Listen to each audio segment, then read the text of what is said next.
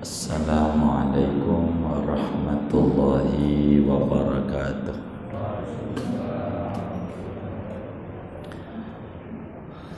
Bismillahirrahmanirrahim. Alhamdulillahi rabbil alamin. Wassalatu wassalamu ala sayyidina Muhammadin wa ala alihi wa sahbihi ajma'in. Malam hari ini kajiannya bedah apa? Fikih. Kemarin baru sampai di niat. Oh, niat, baik.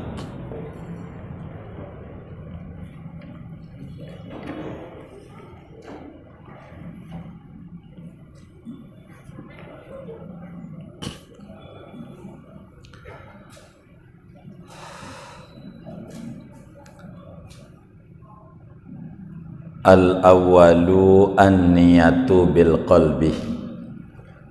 Halaman 26. Adapun rukun salat pertama yaitu niat. Tempatnya di dalam hati. Belum terus ini ya, belum hari ini ya. Fa in kanatis salatu faridatan wajaba qasdu fi'liha wa ta'yinuha wa niyatul fardiyati minal baligh. Rukun salat, Bos. Sini. Ini kitab besarnya, kini kitab kecilnya.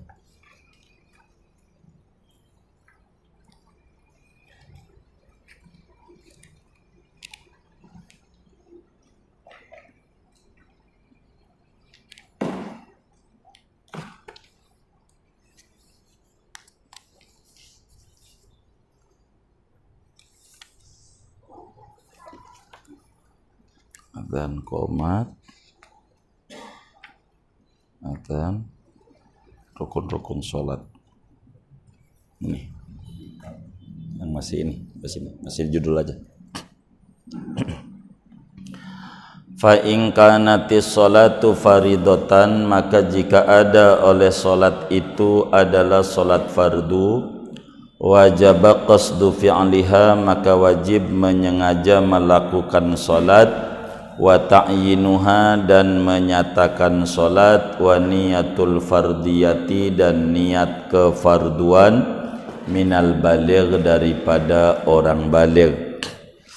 Wa in kanat nafilatan muaqqatatan, jika ada oleh sholat itu sholat sunnah yang punya waktu, kal witri, seperti sholat witir, au dzata sababin, atau punya sebab, kal kusufi, seperti sholat gerhana, wajib qasdu fi'liha wa ta'yinuha, maka wajib oleh menyengaja melakukan sholat dan menyatakan sholat.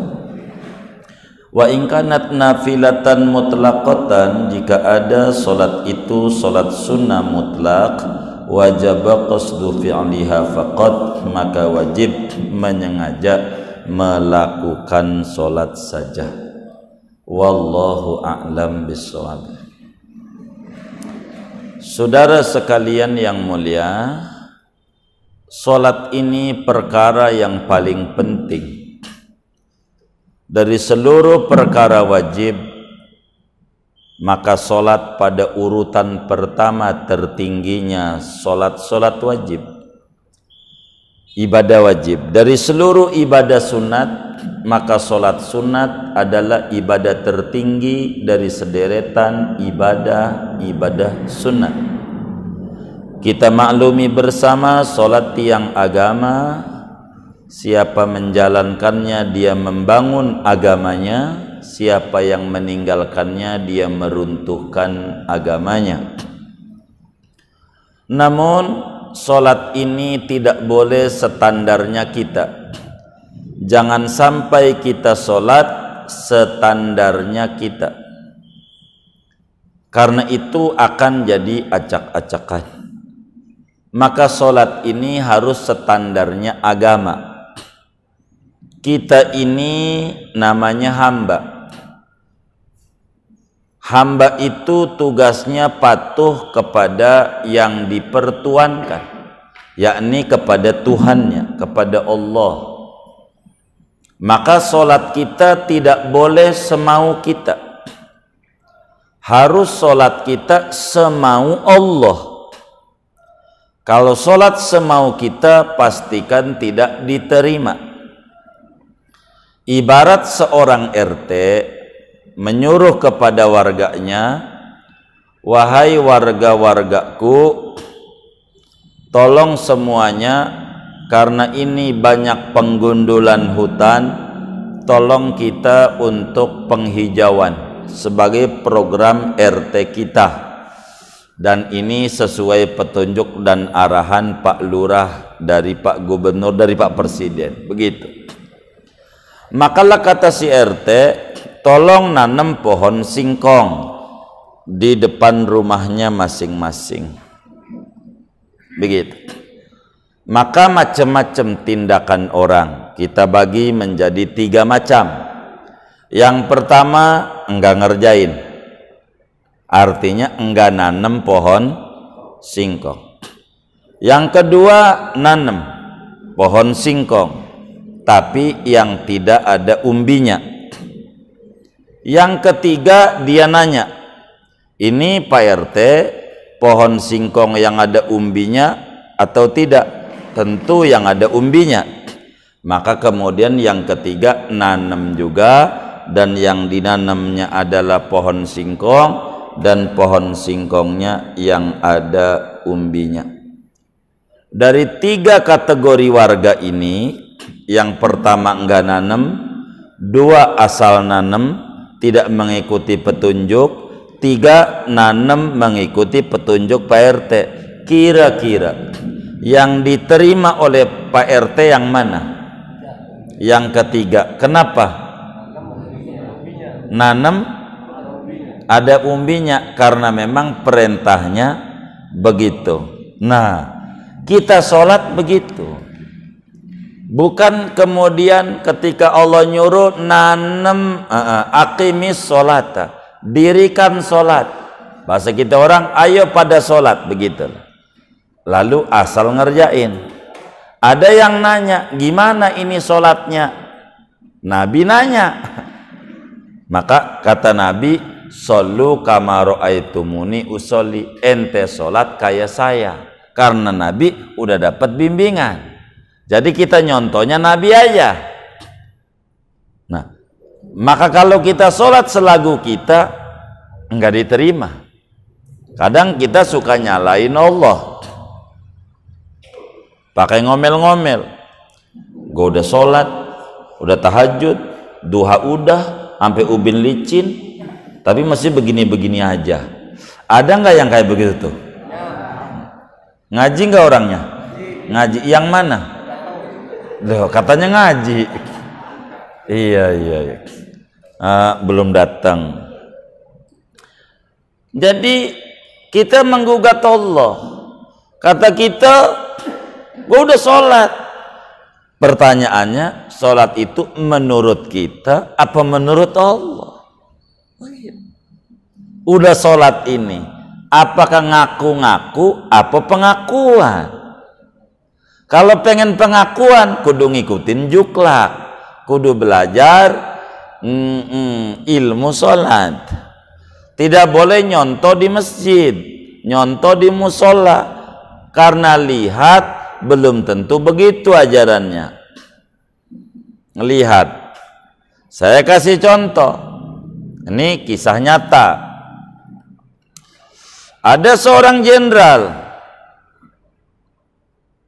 sholat di Mekah kasusnya, di Mekah.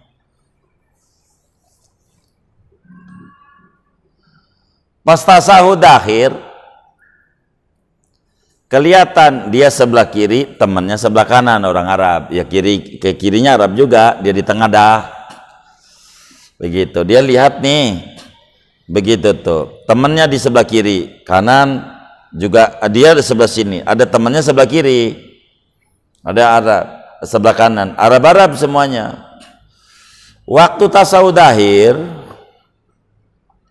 Itu yang sebelah kiri itu tasahudnya pakai jari tengah, kan kelihatan gitu. Pakai tengah tuh, kan dia tangannya di sini, tengah yang gerak-gerak, dilirik tuh sama dia. Lebih kita jari tengah, kan adanya di sini kan, karena kelihatan tuh. Dan ini kan tangan kiri.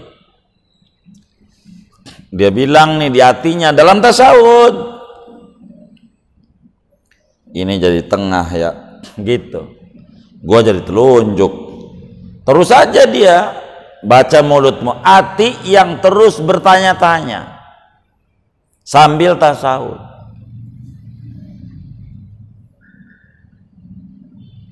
Akhirnya dia terus menyimpulkan diri, membangun, mengkonstruksi premis. Ini orang Arab. Islam itu datangnya dari Arab. Nabi Muhammad juga orang Arab. Ini samping saya orang Arab. Berarti kalau kita mau nyontok dia orang Arab. Emang Nabi juga dari Arab, kelahiran Arab, orang Arab. Berarti kita salah, udah bertahun-tahun sholat ini pakai telunjuk. Orang kampung kita salah, ini orang Arab pakai jari tengah. Maka dari tadinya begini diganti, karena sampingnya jari tengah. Itu begitu. Oleh karena kebiasaan orang kita ini kalau habis salam langsung selamanan, nggak mau nanti habis doa dulu baru diri selamanan, nggak mau. Habis salam langsung selamanan. Maka dia pun juga ngajak selaman sama si Arab. Pas selaman itu tuh si Arab jadi telunjuknya ora ada. Buntung segini, nggak ada telunjuknya. Kata dia nih pas habis salam, emang apa kudu ngaji? Ngelihat doang salah. Dia lihat, dia pakai jari tengah, ya wajar dia pakai jari tengah, mau nggak ada telunjuknya, apalagi yang harus ditunjukin. Maka dia pakai jari tengah. Ini kudu ngaji. Ngelihat belum tentu benar, kudu ngaji. Kata dia tuh bercerita, intinya kita kudu ngaji, termasuk dalam sholat kita. Biar sholat kita nih, kita ini apa dikata oleh agama sholat-sholatan, apa udah sholat beneran. Biar kita jangan nyalain Allah mulu. Itu Allah disalahin mulu sama kita. Udah kayak paling benernya kita ini. Gue udah padahal udah begini, udah begitu, ngapa ini, ngapa. Dia tidak mengukur diri. Yang kayak begitu, dia nggak paham. Maka sholat ini kesimpulannya ada aturannya, di antaranya ada rukun-rukunnya. Nah kita orang ini ngaji rukun sholat. Secara panjang ada 17 rukun sholat, dan kita masuk pada rukun pertama yaitu niat. Sudah kita jabarin tuh niat panjang lebar pada pertemuan yang lalu. Cuman kita mau menyingkat nih niat nih. Niat sholat ini saudara, niat ini tempatnya dalam hati. Yang namanya niat itu di hati, bukan di mulut. Kalau di mulut matu usolli fardol maghribi sunat, ngomong begitu. Mulut mah kurang dipercaya sama Allah. Allah mau yang dipercaya hati aja. Enggak pandang mulut Allah, pandangnya hati. Sebab dari sana sumber segalanya, hati. Mulut ini makmum hati. Maka yang Allah pandang hati, maka niat itu tempatnya yang dipandang oleh Allah, yaitu hati. Mulut nih suka bohong, apalagi di zaman handphone kayak begini. Masuk surganya yang pegang handphone sama orang dulu yang gak pegang handphone. Itu masuk surganya duluan yang gak pegang handphone, masuk surganya. Ama yang pegang handphone itu duluan yang kagak pegang handphone, masuk surganya duluan dia. Sebab yang pegang handphone ini ditanya sama bininya, "Bang, udah sampai mana?" "Deket," padahal jauh. Bohong nggak? Bohong. Pernah nggak begitu? Sering. Waduh. OTW masih di rumah. Bohong nggak tuh? Bohong. Makanya repot. Yang pegang handphone tuh repot. Orang dulu tuh begitu. Yang kaya begitu tuh. Bang handphone repot. Jadi niat mau di hati, Allah mau percaya. Kalau hati udah bener aja. Kalau hati mau bener. Kalau hatinya nindak bener, nanti di lahirianya ndak benar. Karena hati itu ibarat berjamaah sholat, namanya imam. Tangan kaki ini namanya makmum. Namanya makmum, tangan kaki ini. Namanya. Kalau dalam negara hati itu raja, tangan kaki ini namanya rakyat. Rakyat itu manut aja sama raja. Rakyat. Jadi ada orang yang kita benci sama dia, yang kita benci, lewat di gang, ada dia, ada belokan, kira-kira kaki belok nggak? Kaki belok nggak? Belok. Itu kira-kira kaki belok tuh ada yang nyuruh nggak? Ada. Siapa? Ya hati. Hati nggak pernah bohong. Tuhan pandangnya hati. Begitu. Maka apa saja yang harus dandani hati. Kalau hatinya nih belok, maka yang lain juga jadi belok. Repotnya hati begitu. Ada orang ampe nih hari nih dari Sa'ban belum sholat Jumat, takut corona, belum sholat Jumat ampe nih hari. Inna lillahi wa inna ilaihi raji'un. Takut sama corona ampe nih hari.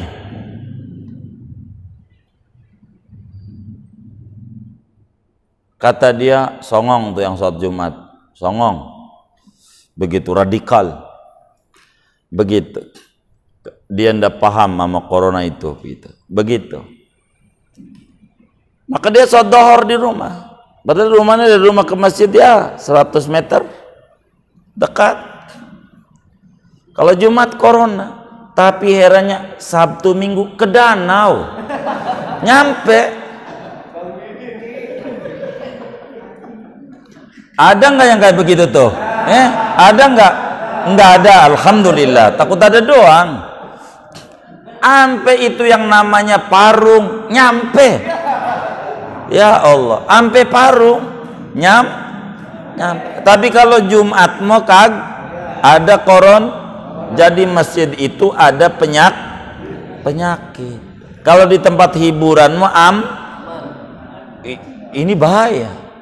Ini berangkat dari hati. Semuanya berangkat dari hati nih. Dari hati. Makanya yang dipandang oleh Allah hati. Hati. Kata hatinya nih, ini corona repot. Karena kalau udah nyebar kemana-mana bahaya. Kalau sampai ini karpet kena corona, enggak ada rumah sakit corona karpet. Gulung. Ada tuh yang digulung-gulung tuh. Karena takut karpetnya kena corona. Ngeri, sebab belum didengar rumah sakit karpet. Maka daripada karpet kena corona repot, kudu digulung. Cuman karena memang hatinya begitu, kurang terus. Kalau dia terus cakep. Oleh karena nggak ada rumah sakit karpet, orang ini pada sujud ke ubin, koronnya ini nempel di maka ubinnya juga kalau dia pengen bener kudu dicabutin, karena coronanya nempel di ubin. Ngeri, harus sujudnya di tanah. Kayak begitu. Kudunya juga. Kudunya begitu. Karena namanya baru benar memahami konsep virus namanya. Karena bakal nempel, apalagi kita orang disuruh bawa sajadah dari rumah. Itu udah 7 mulut belum dicuci-cuci. Itu lebih banyak virusnya. Ya nambahin virus. Kalau di masjid kan divakumin paling enggak, kan begitu ada pengurusnya. Begitu. Tapi ubinnya enggak dicabut juga. Saya bingung juga, ini ngapain? Oh, mungkin niatan dia yang sodakoh karpet ini musuh dia. Yang sodakoh karpet nih musuh dia. Biarin kuburannya gelap-gelap, enggak apa-apa. Urusannya ntar di akhirat. Padahal waktu mintanya, Pak, kalau nyumbang karpet di masjid nih ya, ganjarannya gede. Dipakai sholat, Bapak dapat ganjaran, kuburannya terang. Dipakai ngaji, dapat ganjaran, kuburannya terang. Begitu waktu minta, udah karpet ada digulung, kuburannya gelap. Yang meninggal tinggal bakal dihitung, di akhirat dituntut. Yang pertama kali dituntut siapa yang gulung? Itu yang pertama kali. Siapa yang gulung? Merbot. Yang gulung siapa? Merbot. Maka merbot yang dipanggil nanti di akhirat. Merbot dipanggilin. Gitu. Marbot bilang dia, ya Rob, bukan salah saya. Pak, yang sama yang nyumbang. Bukan saya disuruh, Pak. Saksiin, catatan malaikatnya ada. Dia disuruh. Yang nyuruh ini pengurusnya. Panggil. Maka pengurusnya bakal aduan sama yang nyumbang karpet di masjid gulung yang kuburnya digelap. Siapin pengurus masjid tuh ganjaran yang banyakin tahajud. Sebab bakal tuntutin sama yang gulung-gulung tuh. Begitu. Itu begitu. Yang gulung-gulung karpet. Jadi kalau yang depan ini enggak nih, kuburannya terang dipakai.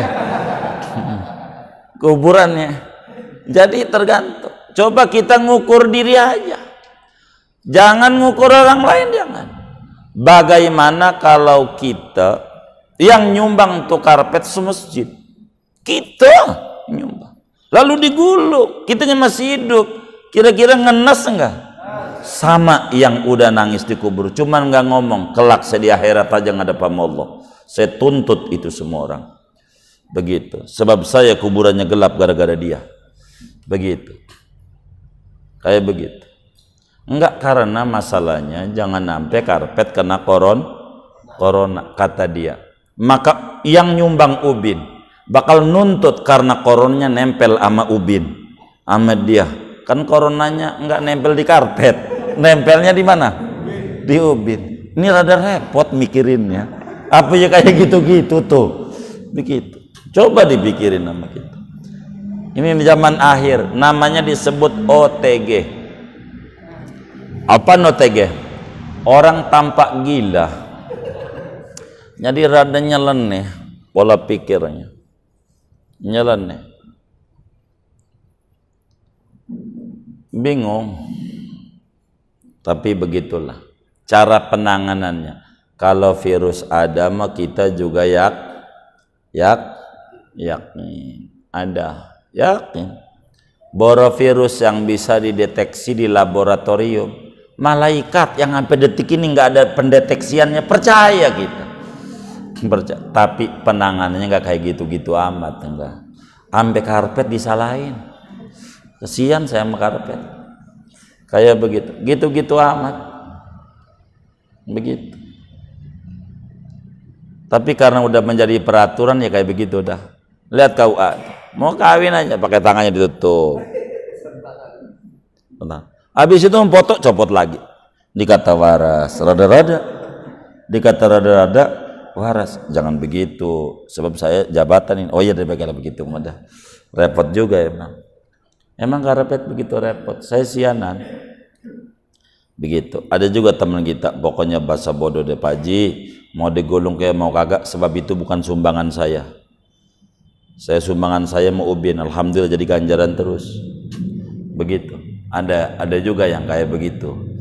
Jangan juga begitu, namanya egois kan, kasihan juga begitu.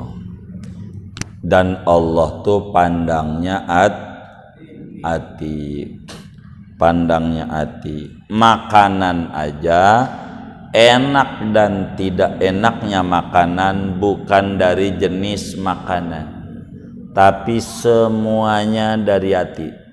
Makanan, ada opor ayam di meja, ada sop iga, ada ayam geprek, ada cumi saus tiram, ada gurami bakar, ada udang madu, ada ikan cere lengkap, ada jengkol. Kira-kira makanan begitu enak nggak kira-kira? Enak nggak? Enak. Kita lagi tengkar sama bini, enak nggak? Jadi enak tuh di mana? Di hati. Enak bukan di makanan, di hati. Kalau di hati enak, enak. Kalau di hati tidak enak. Begitu. Di hati tidak enak. Semuanya di hati. Jadi maka hati ini tempat dipandang Allah. Karena itu dalam sholat niat dalam hati. Adapun usolli ini namanya sunat dan paparannya sudah, biar saya nggak mundur kemarin. Usolli. Ada yang menarik, usolli ini sunat melafalkan niat. Ada ulama besar dari wilayah Irak, Al-Hamadani, ulama gede, ngamalin ajaran, niatnya dilafalkan, sunat melafalkan. Ini ditulis di dalam kitab, kalau tidak salah Syiar A'lamin Nubala, kitabnya sejarah-sejarah ulama. Ini menarik.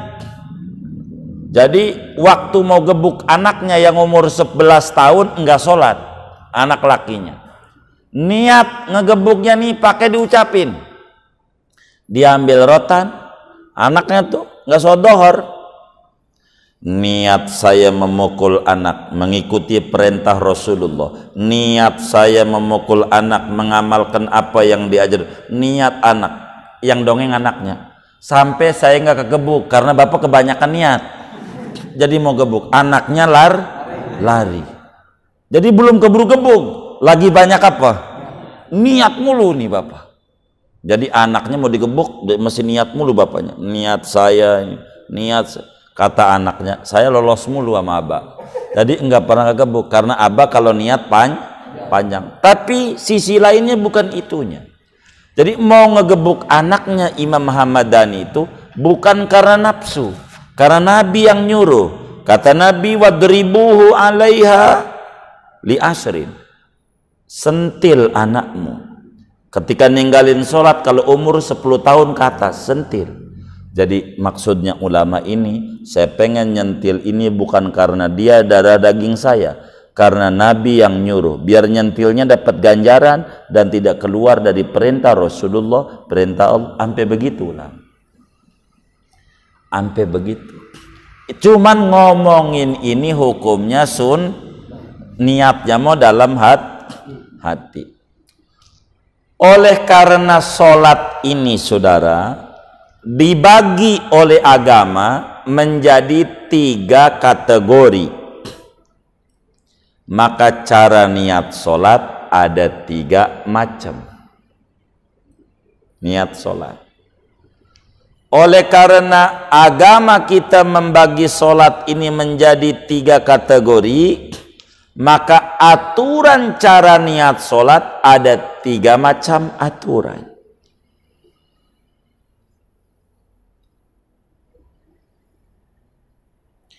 Yang pertama, sholat itu kategorinya sholat wajib.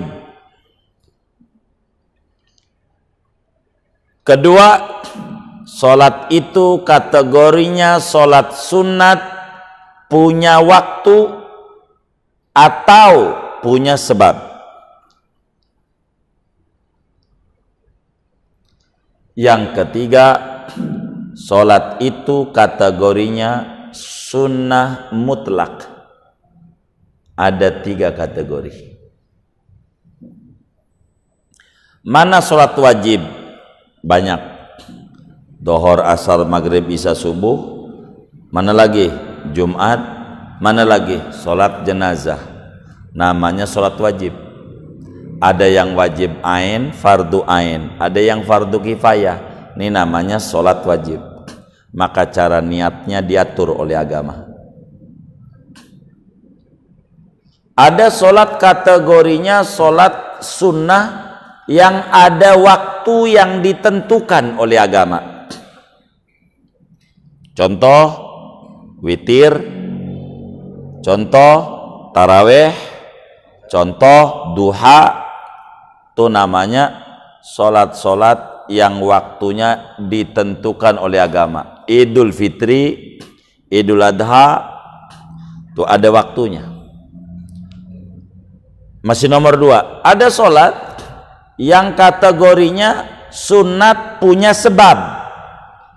Waktu nggak ada, sebab ada. Artinya waktu bisa berubah-berubah. Begitu, nggak tertentu, tapi sebab ada. Contoh gerhana bulan, gerhana matahari. Sholat gerhana jam berapa? Enggak jam berapa, kapan terjadinya? Oh, gerhana matahari sekarang jam 8 sampai jam 10. Ya waktunya itu. Sebab jam 8 jam 10 masih gerhana. Oh, hari ini tergerhana jam 4. Ya jam 4. Jadi berubah-berubah. Tapi penyebabnya gerhananya bukan waktunya. Namanya sholat sunnah punya sebab. Ini yang punya sebab punya waktu satu kategori. Nomor 2. Ada sholat sunnah mutlak. Sholat sunnah aja. Kayak malam, qiyamul lail. Apalagi, bukan witir. Witir punya waktu. Sholat tasbih itu namanya, sholat tasbih itu sholat sunnah mutlak. Kategorinya sholat tasbih itu sholat sunnah mutlak. Nah, masing-masing punya cara diatur oleh agama. Bila sholat itu adalah sholat wajib kayak 5 waktu, maka aturan sholat biar benar pada niatnya 3 unsur kudu ada. Bila sholatnya sholat wajib, maka dalam sholat itu aturannya 3 unsur kudu ada. Ini yang pokok.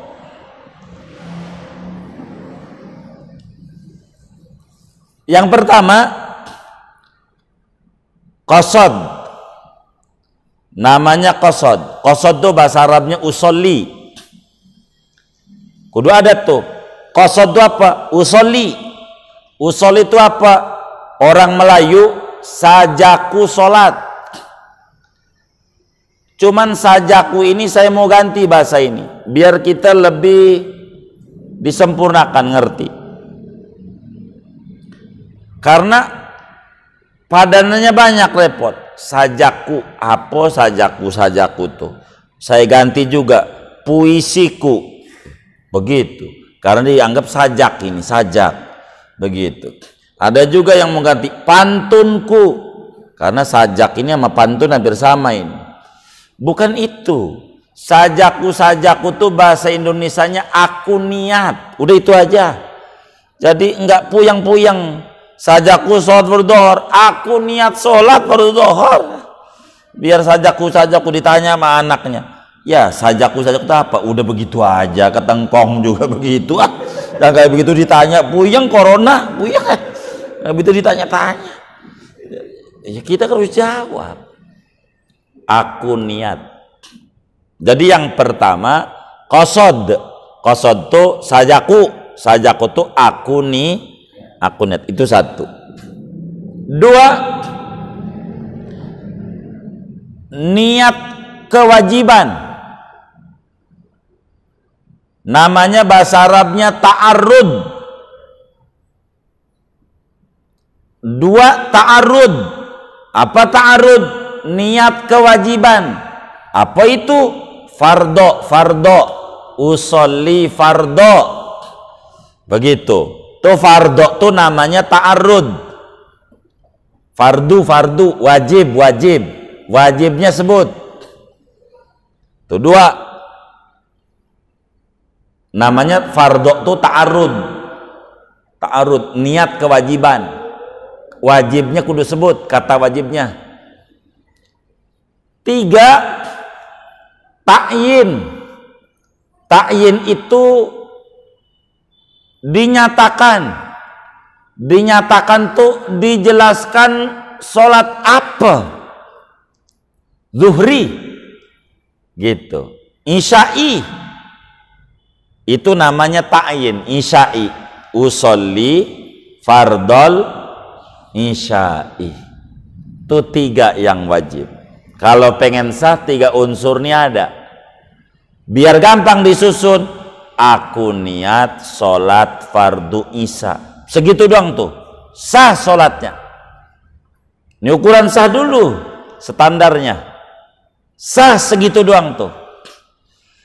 Lah kalau saya sholatnya isya ya, saya sholat fardu isya 4 rakaat menghadap kiblat karena itu sunat. Nambahin begitu-begitu tuh. Kagak diwajibin oleh agama. 4 rakaat emang di mana-mana juga isya 4. Ngadap kiblat emang di mana-mana juga emang ngadap kiblat.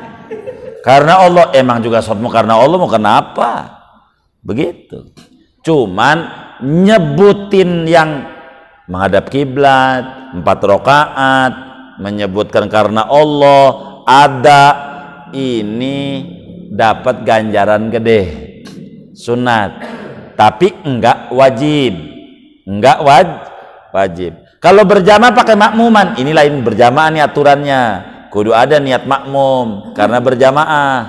Begitu si makmum tuh. Tapi kita bicara sholat sendiri dulu, jangan ngimamin dulu.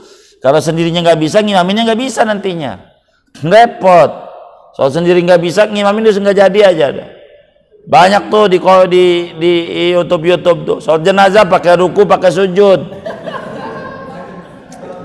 Begitu. Pakai ruku, pakai sujud. Untung bisa jawab ngelesnya. Kenapa pakai ruku, pakai sujud? Ini mayat dosanya gede banget. Jadi saya tambahin ruku tambah sujud biar ringanan. Itu mengarang-arang. Emang ente kagak bisa aja ngeles begitu. Ini aturannya. Aku niat sholat fardu isya. Artinya isya berarti dohor, asar begitu.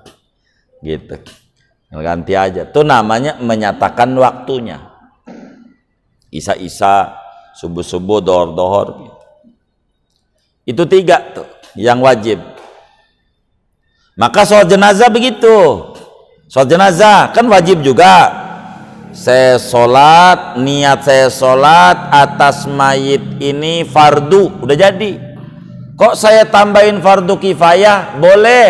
Enggak ditambahin kata kifayah enggak apa-apa. Tandanya ente dohor enggak tambahin fardu ain, kagak. Saya sholat fardu ain dohor, kagak. Jadi kalimat kifayah mau ada mau kagak enggak ngapa, bukan standar. Bukan aturan pokok, tapi sunat dijelasin begitu, monggo begitu, sah begitu. Saya bingung, ini yang saya sering ajarin kalau manasik. Mohon maaf kalau di sini banyak nih yang punya travel atau enggak punya travel tapi suka bawa-bawa orang umroh atau orang haji. Ajarin, selipin pada manasik umrohnya tuh cara sholat jenazah biar bisa. Di Mekah itu selalu habis sholat dohor, sholat jenazah, asar jenazah. Nanti ndak bisa ngapain ini habis sholat diri-diri ini. Gitu. Sholat ini. Udah pokoknya ya kita ikuti aja dah di Arab mah. Begitu begitu ya udah kita ngikut aja. Ikut. Sampai segalanya ngikut. Sholat luar biasa. Sampai nangis. Waktu imam baca surat dia nangis. Sampai temennya nanya, habis salah, ente nangis ngapa? Kanan nangis, kiri nangis. Kalau gua kagak nangis, kayaknya gua kagak ngerti. Gua nangis juga. Jadi nangis ini bukan karena paham, karena ngikut temennya.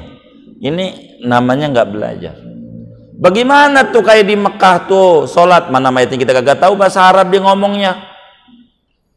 Sallu 'alal amwat wattifal. Apa itu artinya ya? Enggak tahu dah. Padahal saudara, kita mau nyolati mayitnya banyak nih, ada 5 laki-laki gede, 1 bayi. Cuma kita gak ngerti ini cara niat sholatnya bagaimana. Ajarin tuh biar benar ya Mai. Yang paling gampang aja kalau kita jadi makmum jenazah, mau gampang niatnya biar nggak repot. Aku niat sholat ngikutin yang disolati imam, udah gitu aja.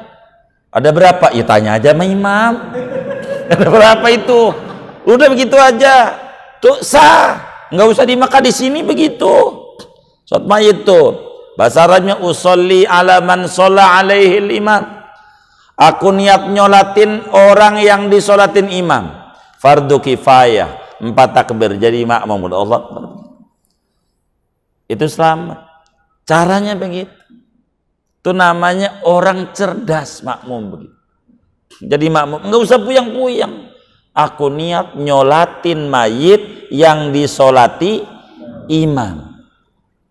Fardu kifayah jadi makmum. Kalau mau ditambahin 4 kali takbir. Karena enak.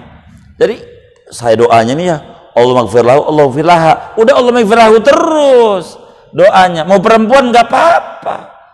Kenapa? Karena kan kita niatnya orang. Biar perempuan juga orang juga. Itu namanya cerdas. Kan kita gak tahu di belakang mayat laki atau perempuan. Gue juga ikut. Kan bingung. Nih gua nih Allah maghfirlahu laha. Apa gua double aja ya? Allah maghfirlahu laha. Begitu. Ini bagaimana? Ini namanya kagak ngaji. Begitu. Udah ikut takbir aja dah. Begitu akhirnya. Enggak. Diatur pada bab jenazah. Tapi kan kita belum ngomongin jenazah nih, sholat orang hidup dulu nih, gampang. Begitu.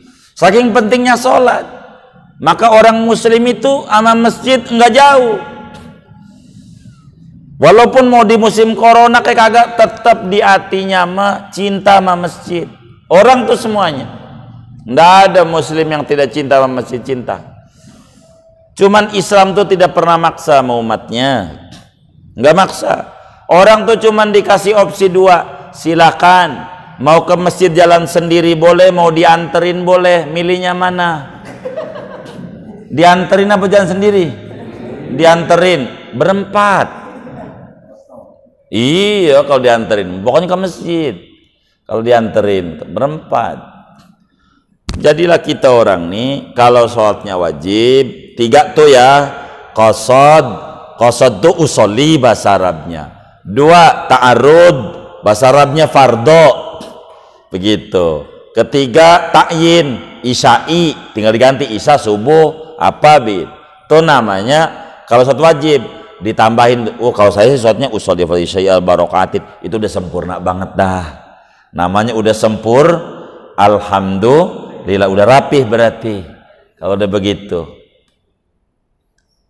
Kedua, kalau sholatnya adalah sholat sunnah, punya waktu,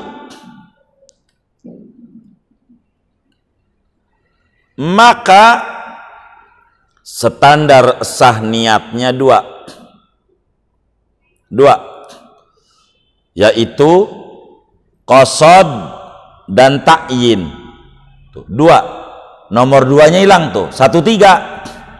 Qasad ta'yin. Jadi usolli ama waktunya apa? Duha, usholid duha. Allah Akbar. Jadi aku niat sholat duha, enggak pakai sunat, udah ketahuan sunat, enggak mesti menyebutin saya niat sholat sunnah duha, enggak ngomong sunnah, jadi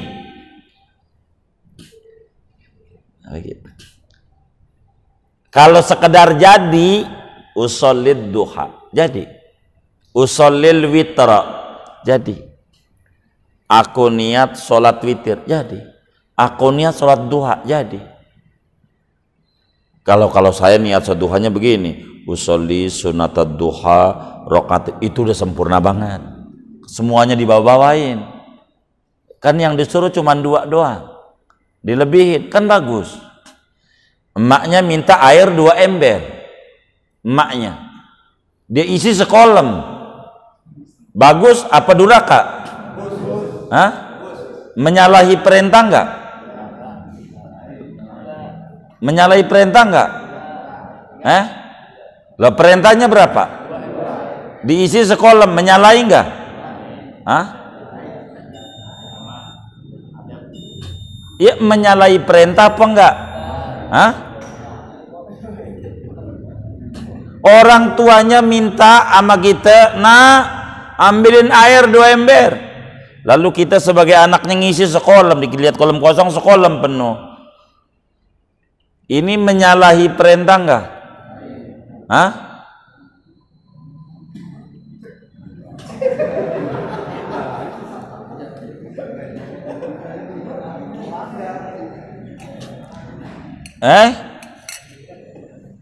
Menyalahi perintah apa kagak?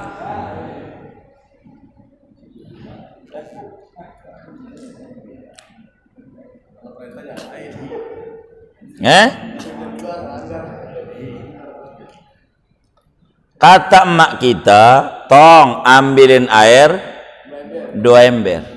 Jadi perintah orang tua ngejalaninya wajib 2 ember. Tapi kita kerjanya sekolam. Pertanyaannya, menyalahi perintah apa enggak?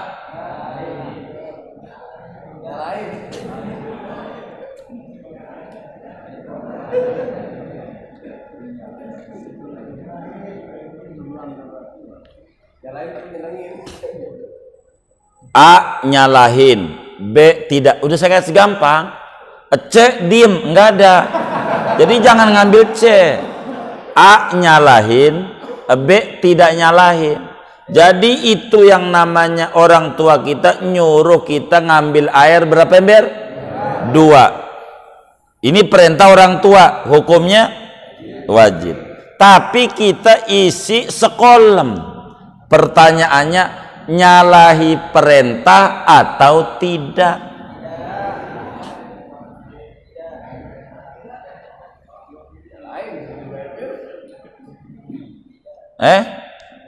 Nyalain perintah enggak? Hah? Tidak.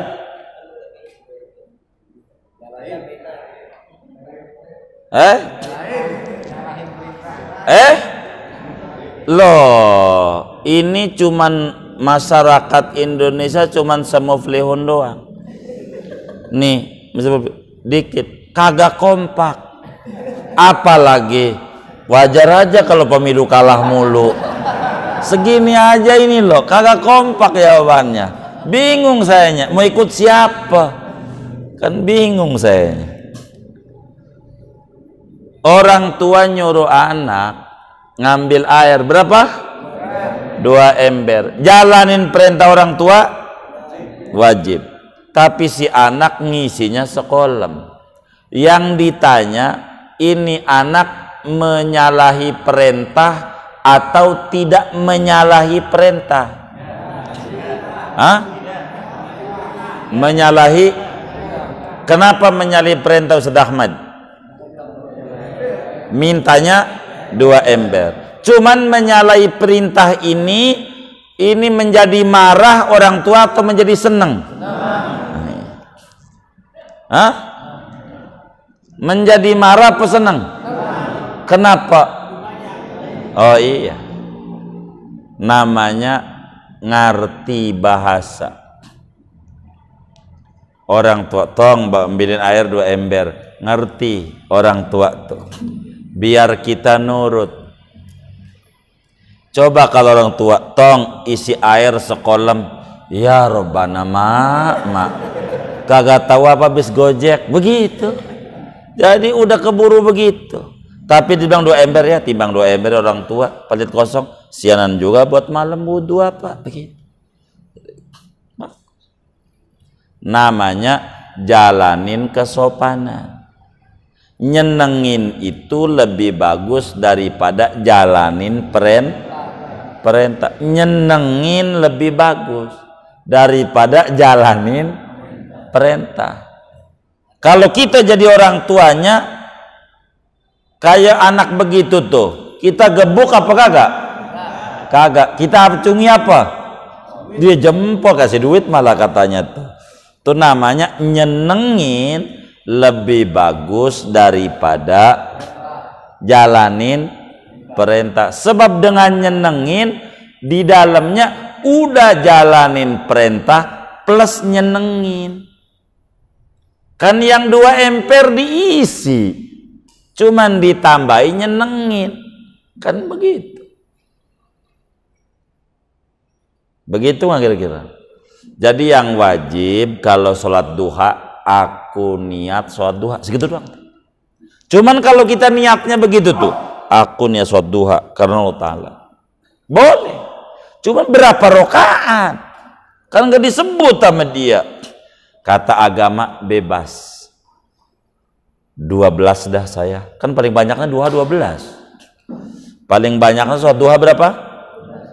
12 rakaat. Paling banyak, paling dikit 2 rakaat.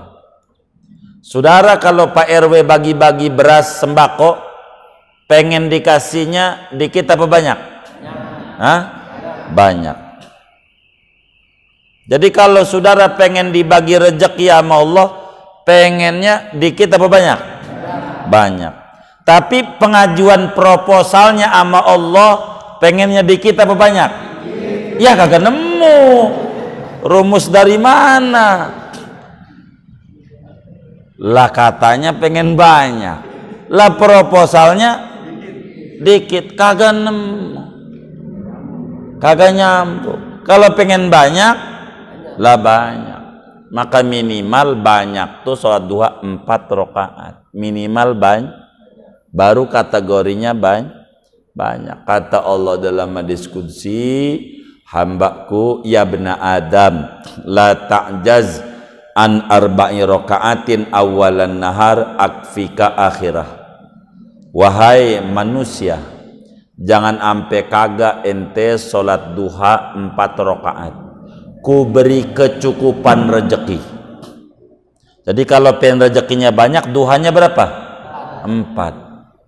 Pantas gua dikit banget 2. Iya, jangan salahin Allah. Emang kan Allahnya mintanya 4. Kita ngambilnya iya, dapatnya iya dikit, kan sesuai. Kan begitu. Masa kerja setengah hari sama sehari sama?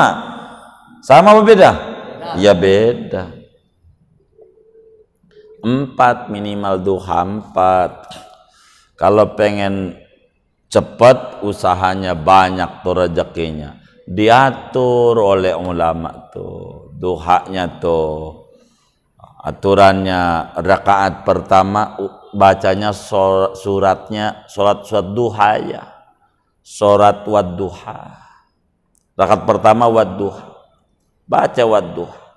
Ini wadduha nih surat duit banyak.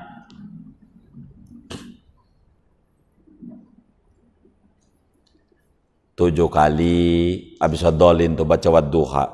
Jangan wadduha, bukan sampai rapi, sampai binikmati rabbika fadis, balik lagi dihitung pakai jari tuh, jari yang dalam nih ngitung gitu, pakai itu 7. Kalau bingung hitung, saya mah bingung ya. Kalau bingung mah contoh aja teman kita yang habis jara di Tuban, Sunan Bonang, kan punya tasbih gede banget. Kan tasbihnya gede-gede kayak biji kelapa. taruh aja depan. Ruku, sujud, bangun lagi, wadduha 7 kali lagi. Salam dah 2 rakaat salam aja, bangun lagi. Kalau mau langsung 4 nggak apa-apa. Wadduha lagi 7, wadduha lagi 7, udah 28. Wadduha. Duduk, duduk, duduk. Wirid. Baca apa? Baca surat Wadduha 40 kali. Habis salamnya tuh 40 kali. Baru dah tuh duitnya ngerojok sama dia. Kata Allah, wa wajadaka ailan.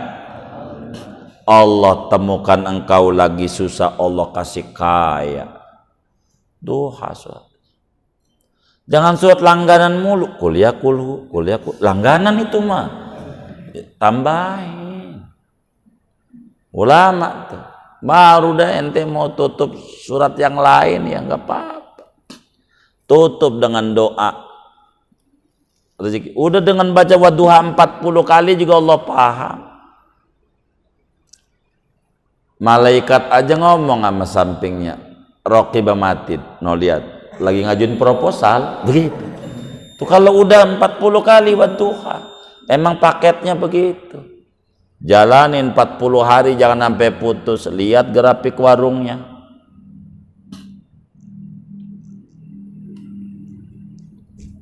Intinya kalau sholat itu punya waktu qasad dan ta'yin. Menyebutkan kata sunat hukumnya sebagaimana menyebutkan kata rokaat, kata menghadap kiblat itu begitu. Udah. Kemudian begitu juga sholat gerhana. Itu aturannya begitu. Terakhir, kalau sholat itu sholat sunnah mutlak, sholat tasbih, tuh kategori mutlak. Yang wajib cuman satu, usolli doang. Aku niat sholat, jadi sholat tasbih tuh, jadi. Itu yang wajib segitu doang. Saya mau biasanya sholat tasbih begini, aku niat sholat sunat tasbih, itu mah sempurna, luar biasa, cakep, ganjaran gede. Yang wajibnya usolli doang. Usolli jadi. Saudara tahiyatul masjid, masuk masjid, usolli jadi. Tahiyatul masjid. Tapi yang apa yang saudara lakukan itu dalam niat sholat itu udah sempurnanya. Udah bagus. Udah sempurna. Yang saudara lakukan cara-cara usoli-usolinya itu dalam perukunan itu udah luar biasa, sempurna. Ini niat, tapi kembali niatnya tetap di dalam hati. Ngomong usoli masun. Jadi pada waktu kita suatu Allah tuh disitulah ada niat di hati. Allahnya gimana? Ini jempol lurus dengan tempat anting. Mana tempat anting tuh? Iya, lurus. Lurus tuh nempel enggak ya? Oh enggak. Lurus dengan tempat anting. Ujung jari lurus dengan ujung telinga. Ujung telinga. Telapak tangan lurus dengan pundak. Gimana tuh? Gimana? Nah itu. Salatnya begitu. Allah. Nih. Ini namanya lurus sama kuping. Saudara lurus bingung saya tempelin. Kalau lurus bingung mah lurus. Kalau lurus bingung tempelin. Tuh. Lurus namanya. Ininya dibuka, keteknya. Oh.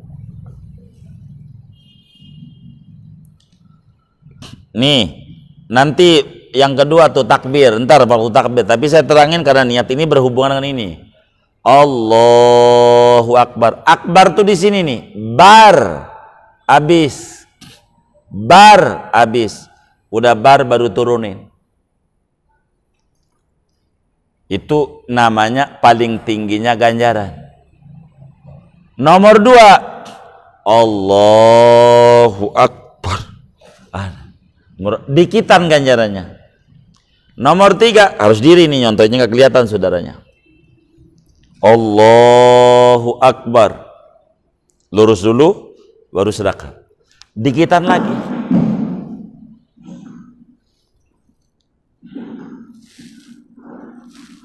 Jadi terserah kita dalam sholat. Kalau kita merasa saya ini ganjarannya udah kebanyakan, lagi ngurang-ngurangin ganjaran biar ada dikitan, maka saudara Allahu Akbar biar dikitan. Tapi saya mau butuh banget sama ganjaran, ya biar sempurna nggak ketemu nabinya. Allahu Akbar, baru tuh di sini tangannya baru turunin. Begitu. Nah kita ingat-ingat, jadi ngaji sholat itu saudara buru-buru diobati. Itulah kita ngaji. Kalau kita udah benar sholatnya, alhamdulillah.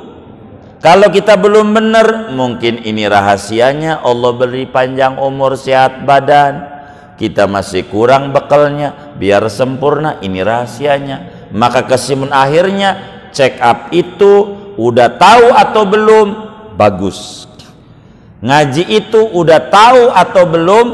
Bagus. Kalau udah tahu, alhamdulillah. Kalau belum tahu, alhamdulillah, kita sempurnakan yang kurang.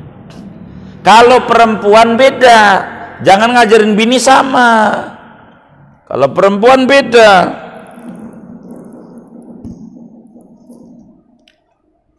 Keteknya jangan dibuka, rapat. Allah, perempuan. Masalahnya saya udah pakai Rexona, mau pakai mau belum? Perempuan mau rapat. Kalau perempuan takbirnya begini, bini kita keteknya kebuka, makruh, dibenci Nabi, ganjarannya dikit. Sebab Nabi ajarin perempuan lain, laki lain dalam beberapa hal. Ntar biar kita ini saudara biar ngajarin bininya, jangan sampai ngajarin bininya sama, beda. Ya Allah, WC aja dibedain, men, laki gitu, begitu. Ini perempuan, WC, sholat kita udah sama aja. Bagaimana? Enggak belajar agama. Begitu. Ini kudu benar. Kalau perempuan rapat, takbir itu setinggi telinga telapak tangannya. Maka biar lurus sama telinga mesti dilipat. Enggak bisa kalau lewat begini, bakal lewat. Kudu rada nekuk. Tuh. Namanya lempeng sama telinga, jempol lurus, ini lurus begitu. Itu namanya takbir. Jangan di dada, Allahu Akbar. Ya, begitu. Jangan, Allahu Akbar. Ada juga yang di dada, Allah.